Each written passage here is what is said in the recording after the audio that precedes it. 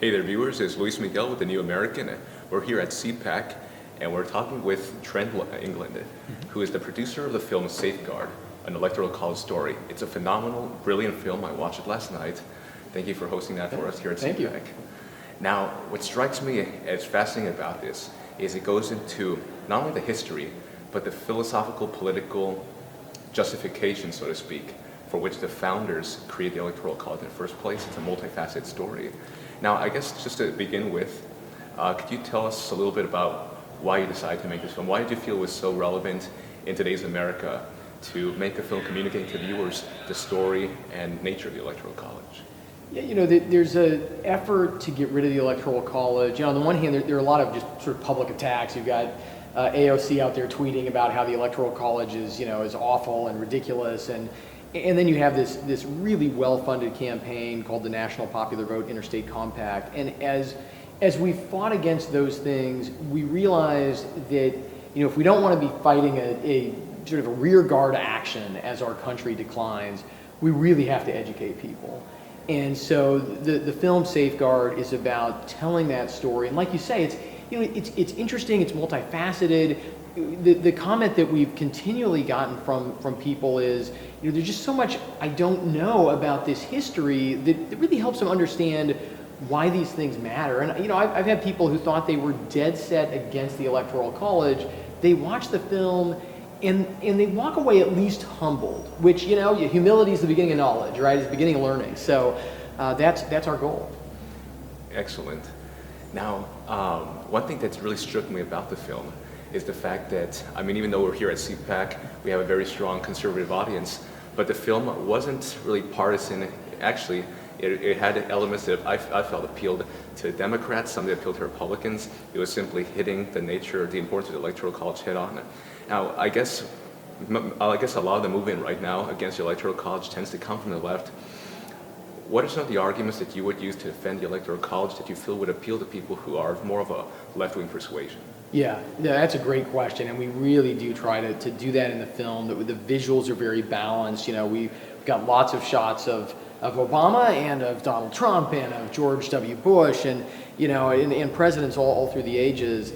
And the argument for my friends on the left is really about protecting diversity. And I think this is an interesting facet of the Constitution that the left has forgotten. It's become politicized, right? Diversity is this buzzword that means whatever the left wants it to mean, and they attack the founders as being racist. But the reality is, so much of the Constitution was about protecting diversity. Now, they didn't always think about it in racial terms, right? They thought about it in terms of some people are farmers, some people live in cities, some people, have a lot of education or a lot of money and other people don't, right?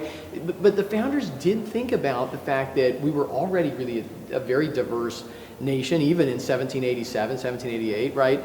And as our country has developed, the Electoral College has been something that protects that diversity to the extent that after the Voting Rights Act passed in 1965, some of the staunchest defenders of the Electoral College were minority groups like the NAACP and the Urban League, because they recognized as more African Americans were enfranchised, they became some of the important voters in individual states. And the flip side of that is, some of the efforts to get rid of the Electoral College back in the 50s and 60s and 70s came from Southern Democrats who were upset that their party was starting to pay attention to minority voices, right? And nobody knows that history. I was surprised actually when I started, this has been something I've been interested in going back 25 years, but when I really started doing this research, you discover, the Electoral College, it really has protected our diversity and protected minority voices. The founders kind of recognized that it would do that, but it works even better than the founders thought it would. That's the irony. We have something that was popular at the beginning. Even the anti-federalists thought the Electoral College made sense.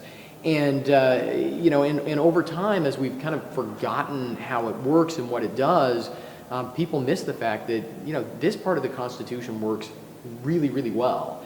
At least if we care about protecting minority voices and sort of giving everybody a fair shot at participating in American politics.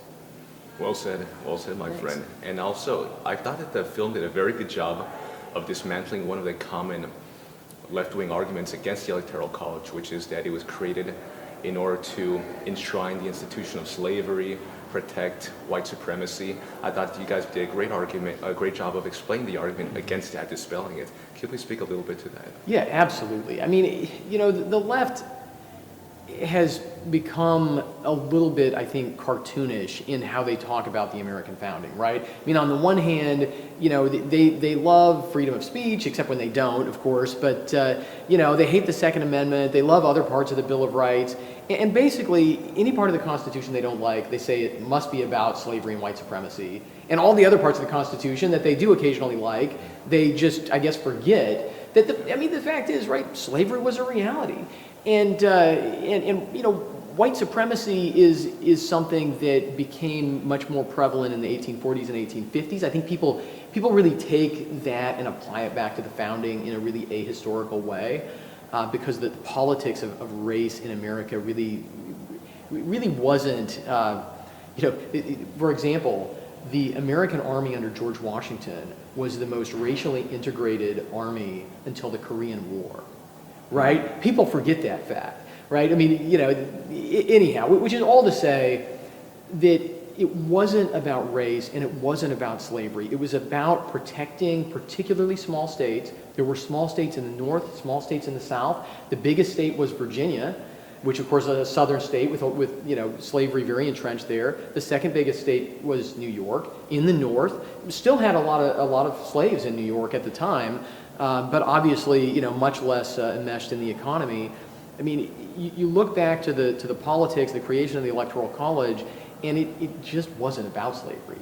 And so I think it's helpful to get Americans to understand that, and you know, and to understand this much more complicated story of how, you know, yeah, I mean, the politics of slavery, the politics of race, are a really serious stain on American history, but they didn't play the kind of role in the development of the Constitution that the left claims they did. And I think it's helpful for Americans to understand that in the context of the Electoral College and, you know, in every other part of the Constitution too. Very true, very true.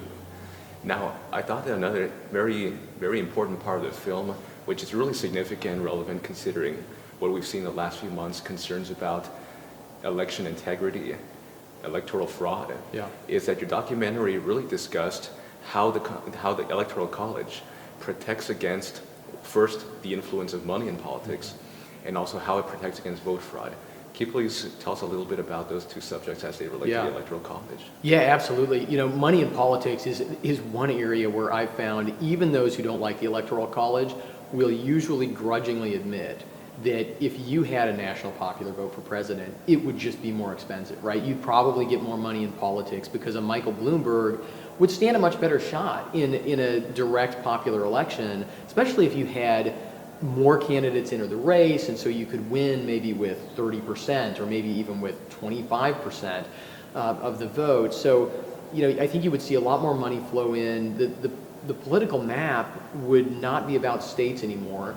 You know, I tell people, you know, you think about getting rid of the Electoral College, what people should think about is taking that map of the country and ripping up state lines and then replacing it with media markets, right? So it becomes about those media markets and about what media markets have the most, you know, undecided voters or the most potential to stuff the ballot box, right? Because, you know, in a county like Los Angeles County, where there's 10 million residents, which is larger than 41 other individual states, right? I mean, you know, you can potentially stuff a couple 100,000 votes into the ballot box, and maybe people won't notice. Or if they do notice, the entire place is run by one party. There's no accountability, right? And so the Electoral College contains election disputes. It means that, you know, in these states that happen to be the most balanced, typically you're going to have some Republicans, some Democrats in power. There's higher accountability. And at least we can go back, isolate problems, and we have a chance to fix them. Whereas in a national popular vote, I mean, you're talking about nationwide recounts, nationwide lawsuits. You're talking about a situation where a judge in, you know, one county, I mean, say a judge in, you know, Houston, Texas, right, decides to either throw out a bunch of ballots or keep the the polls open much later, or not do signature verification or whatever, that could throw the whole nationwide election. And nobody anywhere else in the country would really have any say over that, any potential to police the system, which I think would lead inevitably to what the left really wants. And we see this in H.R. 1, which is federalizing control of elections. They want to run elections out of Washington, D.C. They want to take California-style election policies, force them on the entire country. And, that would be a disaster, because, politics has gotten so nasty because we've made a lot of things federal, made a lot of politics winner take all, right? You control the White House, you control the agencies, you can force your will on everybody else, instead of having this federalist system where, Vermont wants to be Vermont, fine, but let New Hampshire be New Hampshire, let Oklahoma, where I live, be Oklahoma. Taking the elections and making that fully controlled by DC, I think would take our politics to a really dangerous place. So then, Trent, the question is, what do we need to do? What can Americans throughout the country and all the various states do to fight back against the movement to get rid of the Electoral College? How should we respond? Yeah, so the most important thing is for people to know where their state is on this interstate compact, this National Popular Vote Interstate Compact. Folks can go to our website, which is SafeOurStates.com. There's a map there. They can click on their state and find out, has their state passed this, like California has, or has their state not passed it, like Texas or Oklahoma? If their state has passed it, they need to be calling on state legislators to repeal that legislation. If their state has not passed it, they need to make sure that their state legislators know how important the Electoral College is and just how destructive this National Popular Vote Interstate Compact is. So that's the immediate fight. But of course, we never want to lose the educational battle, right? Or, we're a little behind the eight ball, I think, on the educational battle. But that's what we've created Safeguard for. We have a lot of other resources. We're really glad to partner with people and organizations providing speakers, in person or online or what have you. We have a lot of other resources there. There's actually a friend of mine named Tara Ross has written a number of books about the Electoral College, even a children's picture book, right? So we are really serious about educating the next generation with Safeguard and Electoral College Story, with these other resources, and people can reach out through SaveOurStates.com, and we'd love to be helpful. Perfect. And then, so where can people go to watch Safeguard, and where can they learn more about your organization? Yeah, so Safeguard is on Amazon. People can stream it there, or they can go to the website SafeguardFilm, and we'll be rolling out on other streaming platforms gradually this year, so they can get the latest at SafeguardFilm.